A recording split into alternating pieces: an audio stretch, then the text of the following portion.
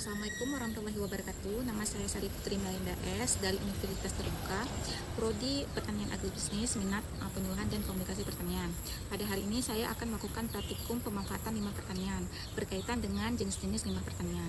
Yang pertama, ada limbah pertanian dari kotoran sapi.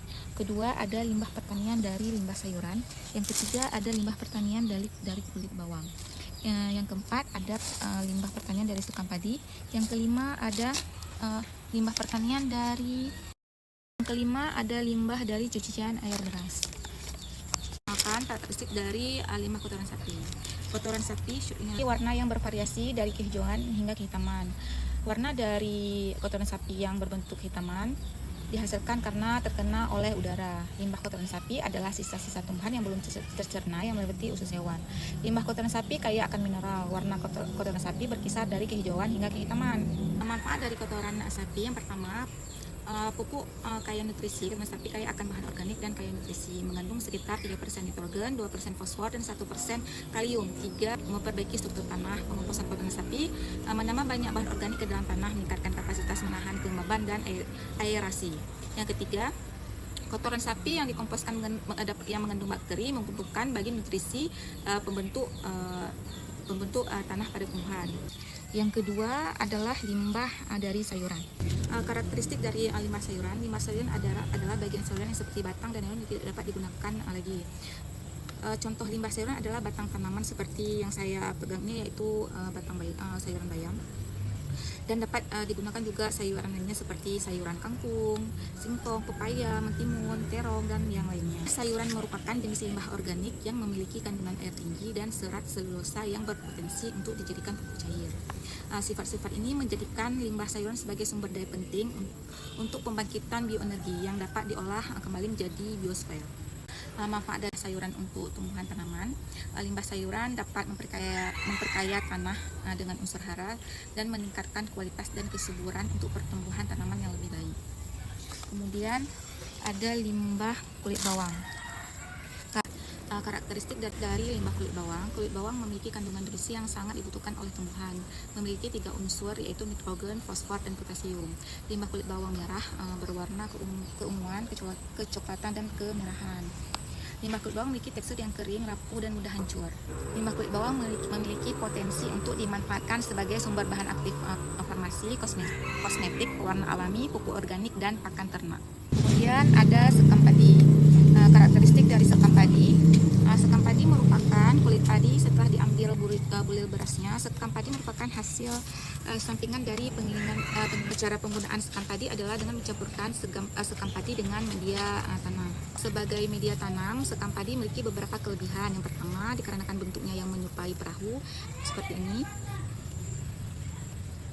serta memiliki lambung, membuat sekam mampu menahan nutrisi lebih lama. Tanaman yang memiliki sekam padi sebagai campuran media tanaman akan menyukai tanah yang sifatnya seperti ini, sehingga akar dari tanaman pun akan semakin banyak dan merambat ke berbagai arah. Hal ini karena tanah memiliki banyak rongga untuk berkembang akarnya. Contohnya seperti tanaman sirih dan pandan. Ketika menanam 2 jenis tanaman tersebut dengan menggunakan sekam padi, maka akan terlihat akar yang halus, cukup banyak, dan berwarna putih. Kemudian terakhir ada limbah dari cucian air beras. Manfaat limbah dari cucian beras. Saat mencuci beras, biasanya air cucian berwarna putih keruh beras atau berberas putih, atau berwarna merah jika dari beras merah. Warna putih atau keruh pada beras terluar dari beras menunjukkan bahwa lapisan terluar dari beras ikut terkikis. Meskipun banyak nutrisi yang telah hilang, namun pada bagian kulit ari masih terdapat sisa nutrisi yang sangat bermanfaat dan dibutuhkan tanaman, serta dapat membuat tanaman menjadi lebih subur. Selain nutrisi, air cucian beras juga mengandung berbagai jenis bakteri yang bermanfaat untuk tanaman.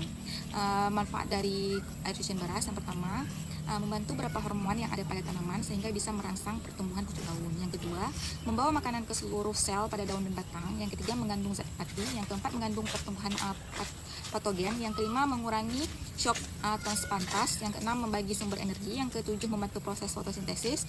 Yang kedelapan, mencegah tanaman layu dan mempercepat pertumbuhan bunga. Dari hasil pengamatan melalui praktikum ini dapat saya amati. Yang pertama yaitu kotoran sapi. Kotoran sapi berwarna hitam, berbentuk padat, beraroma busuk-busuk, dan saya tidak menguji rasanya karena ini adalah limbah dari kotoran. Untuk Untuk unsur hara 3-321 NPK, dapat dimanfaatkan sebagai pupuk kompos dan biogas. Yang kedua yaitu sayuran yang berwarna karena di sini adalah sayuran hijau berwarna hijau yang jika diolah akan menyesuaikan warna, yang kemudian bentuknya padat, berasa pahit, kemudian beraroma busuk tapi masih khas sayuran, memiliki unsur hara, nitrogen, fosfor, kalium, dan Ca. Pemanfaatan limbah biasanya untuk pupuk organik, biofuel, bioprevensi, dan lain-lain. Untuk kulit bawang, berdasarkan hasil pengamatan, warna kemerahan dan kecoklatan, berbentuk padat, rasa pahit, beraroma busuk, menyengat, dan pedis.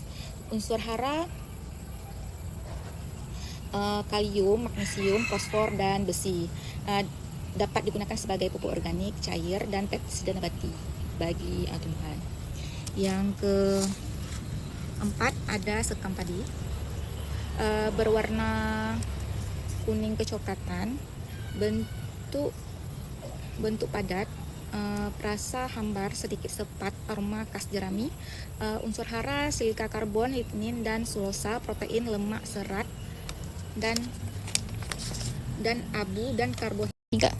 Manfaat dari sekam padi menjadi yaitu pupuk organik, pakan ternak, bahan baku industri, dan energi. Yang kelima ada air cucian beras. Air cucian beras yang berbentuk putih, bentuknya cair, rasa hambar, aroma sedikit asam, memiliki kandungan unsur hara, vitamin B1, vitamin K, protein, besi, kalium, fosfor, boron, dan nitrogen. Pemanfaatan limbah bisa digunakan sebagai pupuk organik dan bahan perawatan kulit alami bagi manusia. Dan praktikum mata kuliah pemanfaatan limbah pertanian saya pada hari ini. Saya ucapkan terima kasih. Assalamualaikum warahmatullahi wabarakatuh.